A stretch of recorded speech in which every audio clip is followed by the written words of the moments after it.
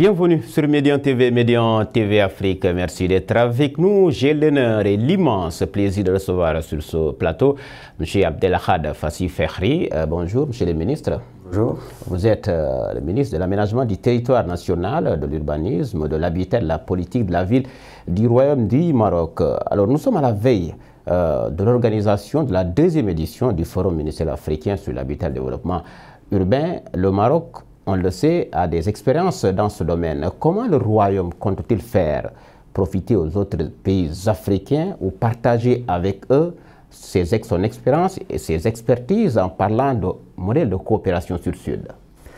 Oui, alors là c'est une question essentielle que vous soulevez. Le FOMADou, qui va se réunir donc dans 3 semaines à Dakar, dans le prolongement du FOMADou 1 qui s'est réuni à Rabat, c'est pour pérenniser un lieu d'échange, de partage, disons, des expériences. Bien sûr, l'expérience marocaine, nous la soumettons à l'appréciation de nos frères africains. Elle répond aux conditions spécifiques du Maroc. Nous avons la volonté de développer une coopération extrêmement étroite avec l'Afrique, sans vouloir imposer quoi que ce soit, imposer un modèle, une façon de faire, mais en nous mettant vraiment dans une logique de co-construction, de coproduction, de partage et de mise en œuvre, disons, de projets communs. C'est donc la philosophie qui nous guide. Parce que bien sûr, alors que tous les pays africains sont confrontés à ce phénomène d'urbanisation accélérée, avec toute une série, disons, de conséquences et de défis, chacun a bien sûr ses conditions spécifiques. Par exemple, la question de l'habitat, je pense en particulier, par exemple, l'habitat dans le monde rural, eh bien, il est évident que nous devons prendre en compte un certain nombre de spécificités, de caractéristiques environnementales, d'utilisation des matériaux locaux, toute une série de choses qui correspondent aux, disons, aux conditions spécifiques de tel ou tel pays. Si le phénomène de l'urbanisation est général, la manière de l'affronter peut être différente et nous sommes donc dans une logique de partage et de co-construction. Voilà un peu l'esprit de ce FOMADou qui vise donc à pérenniser cet espace d'échange. Et je voudrais souligner quelque chose de très important, c'est cette idée, disons, de co-organisation entre le Sénégal et le Maroc, avec l'appui de ONU Habitat.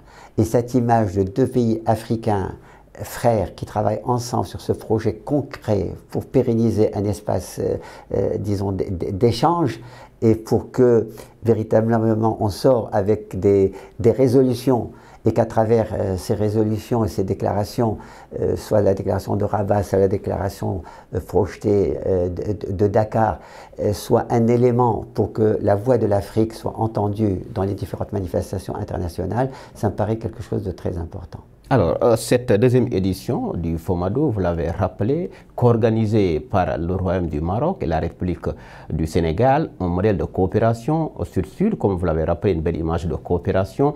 Qu'est-ce qu'on pourra attendre donc de cette rencontre si l'on sait que la première édition, les travaux ont été sanctionnés par la déclaration de Rabat? Alors, la déclaration de Rabat était une déclaration importante qui a posé un certain nombre de principes. Comment affronter l'urbanisation, comment traiter les problèmes de gouvernance, comment aborder les questions de lutte contre l'insalubrité, qu'est-ce qu'on entend par développement durable, des questions ayant trait à la problématique des transports, des déchets. Donc là, c'était des déclarations et ces déclarations disons, ont été portées notamment à la conférence de Quito, Habitat 3, et au forum urbain mondial à Kuala Lumpur. Ce que nous attendons de Dakar, c'est plus qu'une déclaration. C'est une déclaration, mais une véritable feuille de route qui constitue un peu, disons, la formulation d'un certain nombre de projets concrets qu'on construit, sur lesquels nous pouvons travailler. Bien sûr, il y a l'échange d'expériences, il y a disons la valorisation des expériences des uns et des autres, les faire connaître, mais il y a aussi comment, ensemble, essayer de monter des projets communs en faisant participer éventuellement le secteur public, le secteur privé sur des projets d'intérêt commun en rapport avec cette question de l'urbanisation. On peut dire qu'il y a possibilité, dans une certaine mesure, de multiplier cette initiative un peu partout sur le continent africain?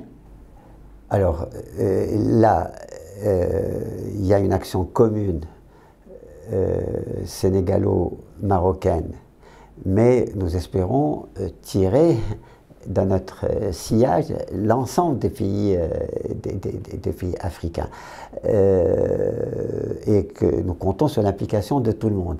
Et nous avons des raisons d'être optimistes. À ce jour, il y a 16 ministres africains qui ont confirmé leur participation et nous espérons que leur nombre se développera d'ici là.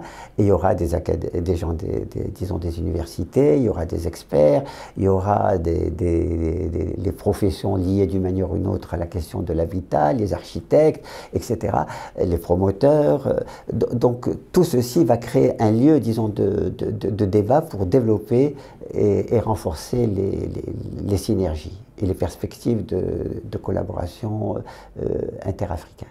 Alors, une toute dernière question. C'est vrai que la question de l'aménagement du territoire, on sait que le Maroc a une expertise avérée dans ce domaine.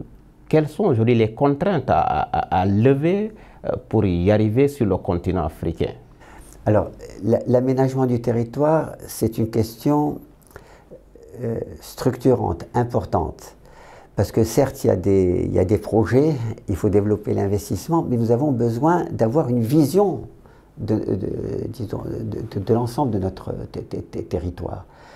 Le Maroc, effectivement, a une expérience, notamment au début des années 2000, où, à travers un dialogue très large, on a pu aboutir à une charte de l'aménagement du territoire, un schéma national de l'aménagement du territoire.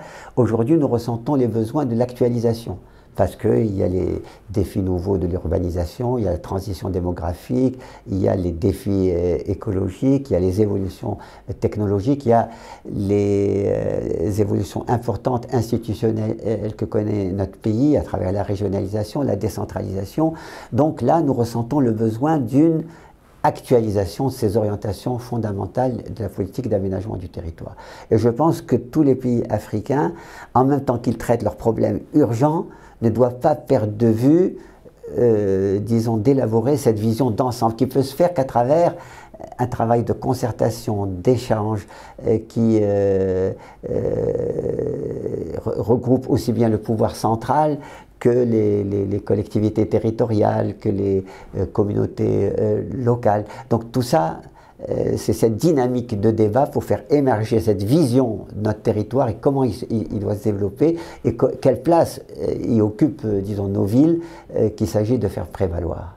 Merci, Monsieur le Ministre, c'est un plaisir de vous recevoir sur ce plateau de Médian TV Afrique. Merci beaucoup. Merci également à vous d'avoir été notre. Juste rappeler que nous recevions le ministre de l'Aménagement du territoire national, de l'habitat, de l'urbanisme et la politique de la ville du Royaume du Maroc, M. Abdelahad Fassi Fehri. Merci à vous. L'information se poursuit sur Médian TV Afrique.